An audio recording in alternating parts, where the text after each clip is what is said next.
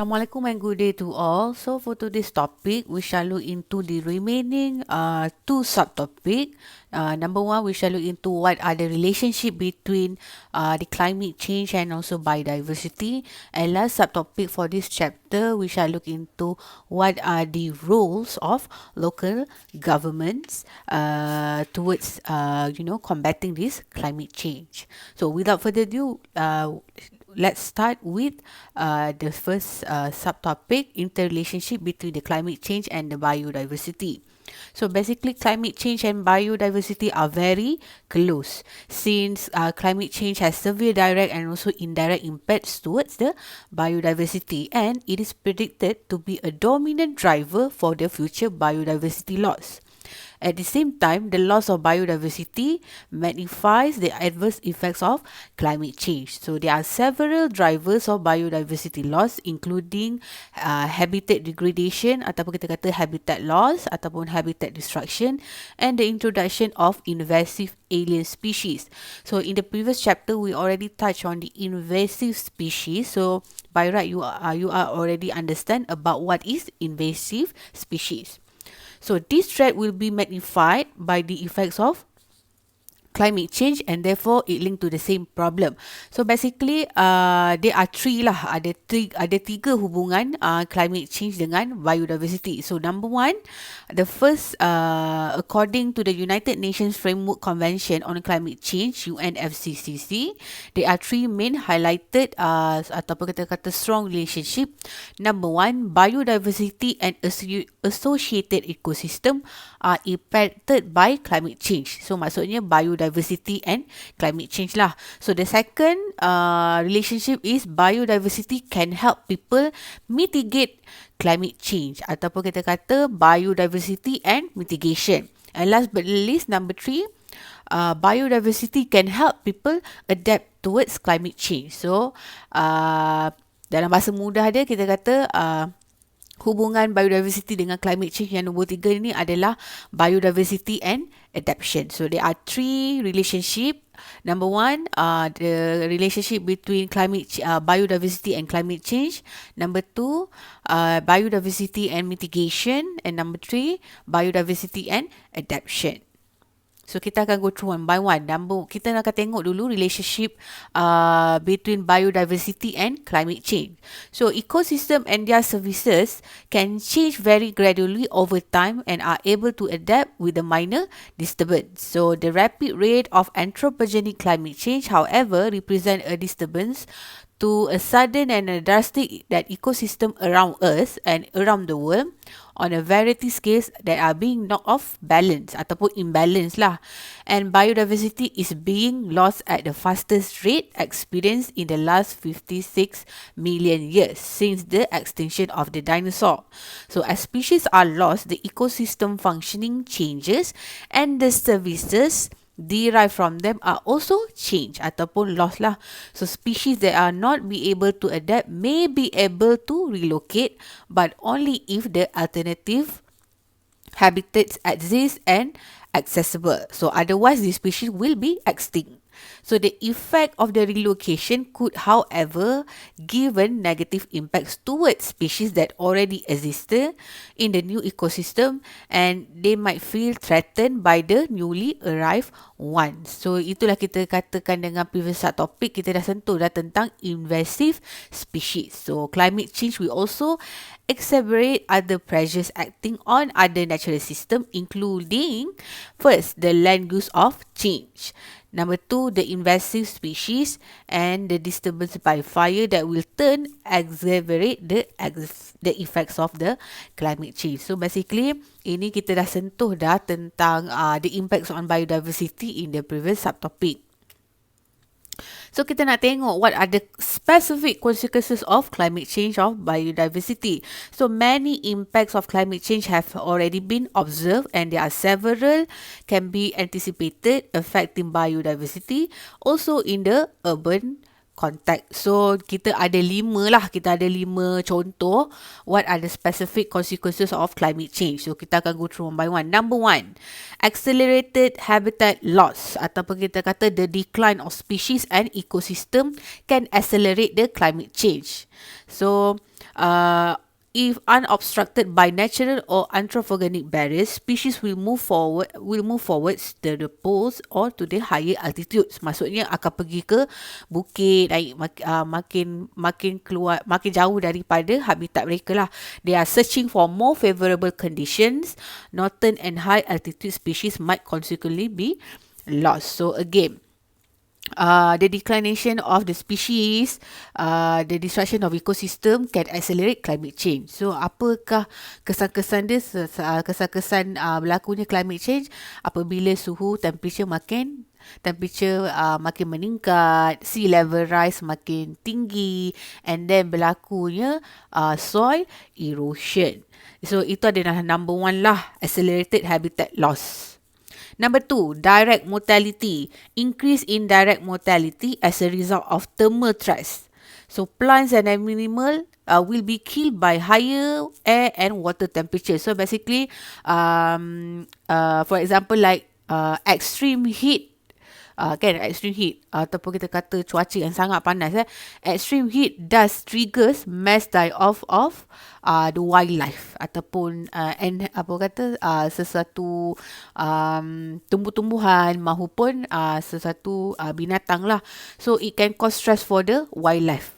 Dia akan impose the stress towards the wildlife nature lah. So for example, activity yang boleh menyebabkan orang kata thermal stress ni adalah daripada power plant operations lah. So power plant operation can kill fish by thermal shock.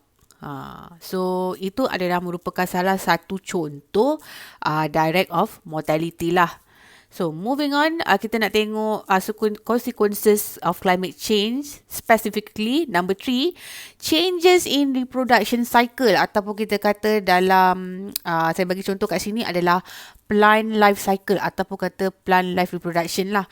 So in length of growing season for plant. So the synchrony between a species life cycle and its availability of food and other resources upon which it depends might be lost. So for example, early hatching of bird does not correspond to the availability of insect. And for example, in terms of plant reproduction, earlier flowering of insect pollinated plant does not require this kind of insect lah. So berlakunya kata terjejasnya cycle reproduction dalam tumbuh-tumbuhan. So bila berlakunya climate change, so tumbuh-tumbuhan tak dapat nak reproduce lah, the new leaf ke, the new tree ke, and then the crop, the insect yang the pollinator tu tak boleh nak pollinate sebab certain tumbuh-tumbuhan yang diperlukan untuk mereka reproduce itu tidak ada. Jadinya terjejaslah di reproduction cycle. So bila terjejas ni reproduction cycle, tak bolehlah nak lahirkan the new tree, the new insect, the new pollinator. So itu adalah specific consequences of climate change number 3. So moving on, kita nak tengok the specific consequences of climate change number 4, due to biological invasion. So invasive species are characteristically adaptive with the climate change, adding stress on the ecosystem. So they have given the ability to resist this invasive species, but it is limited. So this will lead to a decreased variety of species in an ecosystem, and it will reduce its potential to provide the corresponding ecosystem services. So for example, like macam pernah berlaku dekat Amerika Syarikat, bila berlakunya climate change, berlakulah orang kata ada berlakunya kegangguan terhadap plant punya reproduction cycle. So dekat US time ni, dekat bahagian south lah, selatan, ladang jagung kan, cornfield tu terjejas akibat serangga yang sepatutnya orang kata memberi benefit kepada tanaman jagung ketika itu telah orang kata bukan telah pupus lah, tapi telah berlakunya macam satu wabak kepada insect tersebut, serangga tersebut. Serangga tu saya tengok dia macam belalang tapi tak macam belalang lah, dia agak besar lah kan. And then apa yang berlaku, dia boleh menjejaskan, mengakibatkan the corn production in US become become terjejas, affected. Sebabkan akibat daripada serangga tersebut. So dekat sana kan diorang kan banyak makan popcorn, makan tin, jagung dalam tin kan. Jadinya kilang-kilang the corn production terpaksa bear the cost, the consequences due to that due to that wabak endemic. Wabak tu sekejap je lah. Sekejap sahaja. So bila US check balik, oh rupanya due to climate change. Berlakunya perubahan dari segi suhu, lepas tu tanah pun jadi orang kata apa, tanah soil tu pun tak jadi berkualiti, tak cukup kualiti, and then dia tak attract that kind of a good quality of pest, a good quality of insect untuk pollinate over that corn field. Therefore itulah kita kata dengan biological invasion, berlakunya gangguan dalam aspek ataupun dalam sudut biologik ekosistem tersebut lah. So it will lead to the decrease of variety of species, and it will reduce the potential to provide the corresponding ecosystem services. So contohnya macam jagung tu kan. Jagung tu kan manusia yang makan. Jadinya bekalan jagung ketika itu dekat US menjadi orang kata apa, terganggulah, makin berkurangan due to this endemic.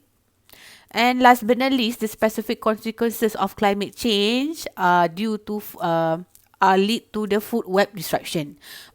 Rantaian makanan terjejas. So, for example, breakdown of certain parts of the phytoplankton zooplankton food web at the base of the food chain may occur that lead to much greater impacts higher up in the food chain. So, basically kalau kita go through balik in the previous subtopic dengan subtopic yang sekarang ni, betapa orang kata apa, benda-benda kecil yang kita selalu pandang ringan tu lah memberi impak yang sangat besar kan dekat kita punya ekosistem. So again, kita nak recall balik, macam dalam previous subtopic kita ada sentuh tentang biodiversity contributes towards the climate protection. So ecosystem and their biodiversity make a critical contribution in dealing with the climate change. So typically, ecosystem rich in biodiversity are healthy ecosystem. And when we have a healthy ecosystem, it will be more resilient to the climate change. So they provide us with a natural buffer against the impacts of climate change, especially extreme weather events. So kita dah sentuh dah tentang contohnya macam semalam, subtopik semalam kita ada sentuh tentang carbon segregation, and then ada cerita pasal the floodgate kan, water purification.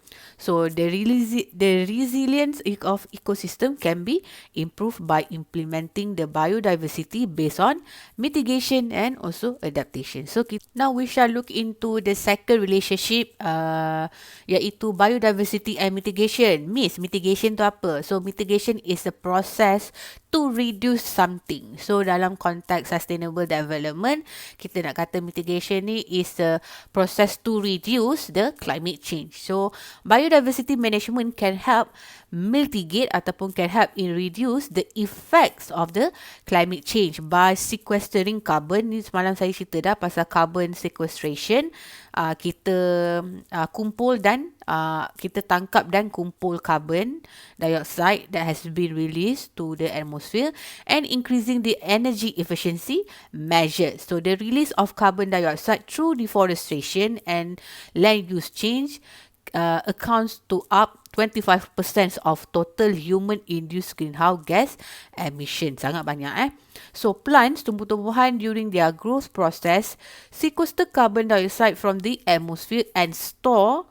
Thus, it will reduce the amount of carbon dioxide in the air that we are currently breathing lah. So degradation or destroying the ecosystem can release significant volumes of greenhouse gases, and combined with the climate change, it will reduce their resilience and ability to respond to the future stress. An undisturbed ecosystem stores carbon and thus can reduce the greenhouse gases effect. That cities that maintain and restore the local biodiversity, increase urban green space and implement the sustainable land use management activity will lead lead to an effective contribution to the mitigation of climate change. So forests perform a valuable function in capturing and storing carbon. So apa-apa pun pokok tu memainkan peranan yang sangat penting lah kan dalam orang kata apa mengurangkan kesan-kesan climate change, and it deliver many other benefit towards society lah, toward us as a human, like food, fiber, wood, fresh water and soil nutrient, in order to avoid flood and also drought, and against natural hazard and also cultural benefit. So macam mana kita nak reduce the effect of climate change adalah dengan conserve our forests. So therefore, reducing emission from deforestation and forest degradation, itulah kita kata dengan REDD, R-E-D-D. Reducing emission from deforestation and forest degradation lah. Activities should also take biodiversity conservation and sustainable use into account. So it will lead to enhanced resilience of the forest ecosystem and the long-term stability of the carbon storage. Therefore, kita memperkenalkan green roof. Green roof kan. Green roof ataupun kita kata green roof ni is a roof of a building that is partially or completely covered with a vegetation ataupun with a plant. Ataupun nama sekarang ni kita kata eco roof lah kan. Dekat atas bumbung tu penuh dengan rumput atau penuh dengan tumbuh-tumbuhan lah.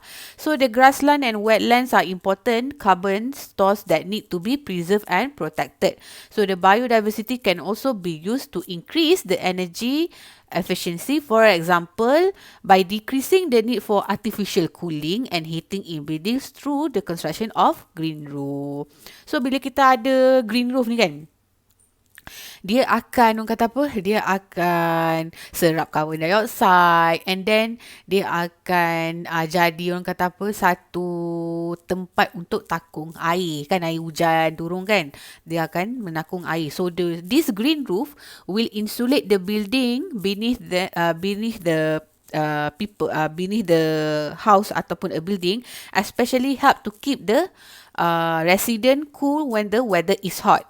Thereby it will decrease the need for energy hungry air conditioner. So kita tak payahlah nak pasang aircon sebab kita punya bumbung rumah dah ada vegetation, dah ada plant dah. So in addition, this green roof also absorb rainfall, reducing the storm water runoff and lowering the risk of flooding in the city. And it also provide an important stepping stone for insect and also birds. So there are the pros and cons of having this green roof. So kalau you nak tahu lebih lanjut, you boleh tengok, search for website Sika Group, Sika Group ataupun dekat Malaysia, Sika Malaysia lah. So Sika Group ni dia satu multinational MNC company. And dekat dalam Malaysia, Sika Malaysia merupakan salah satu subsidi lah, subsidiary company under this Sika Group. So basically, what this company does is, diorang actually is a chemical company lah, yang provide kan consultation and also chemical productions in construction industry dengan transportation industry. So kalau you minat tentang green roof, green planning, urban green planning, so you boleh refer lah dekat Sika Group ni. Just search sahaja Sika Group, S-I-K-A, Sika. Okay, moving on. Kita nak tengok the last relationship between biodiversity and adaptation. So biodiversity can help human to adapt towards the effect of climate change. So thanks to the services that healthy ecosystem can provide, healthy ecosystem are better able to cope with the effects of climate change. So again lah, kita tak boleh nak terus-terus menghapuskan climate change tu 100%, betul tak? Kita hanya boleh kurangkan kesan climate change dan kita kena adapt dengan climate change, but dengan cara betul lah, cara yang betul. So a degraded ecosystem will likely have a lower biodiversity, resulting in the less species that can survive the impacts of climate change. The more species that live in an ecosystem, the more chances they have to survive. This is to ensure that the ecosystem is well functioning. So a healthy ecosystem can help adapt to the consequences of climate change in several ways. So number one, forests will absorb the torrential rain and water flow. Contohnya macam tadi tu lah, green roof tu kan. And it will reduce the risk of flash flood, mudslide and soil erosion. Sebab kita pun tahu kan, hutan-hutan, pokok-pokok tu merupakan kawasan takungan air. So bila tak ada hutan, so air yang hujan tu tak tahu nak pergi takung dekat mana. Tu yang dia jadi banjir kilat. Dia membanjiri kawasan perumahan orang. So number two, natural river bank. So compared to a concrete canal, we are able to this natural river banks basically pokok-pokok apa nama dia, pagi bakau are able to absorb more water, so their vegetation slow down the river flow, thus it will reduce the risk of floods. Next, number three, wetlands. Acting as a sponge, slow down the release of water that is gathered after the rain. So it can provide the flood mitigation services against the storm surge, coastal erosion and flood risk. And last but not least, mangrove or other coastal vegetation that can protect against extreme high water events, ataupun kita kata dengan banjir kilat lah, storm. So these are the example of healthy ecosystem that can adapt in the climate change.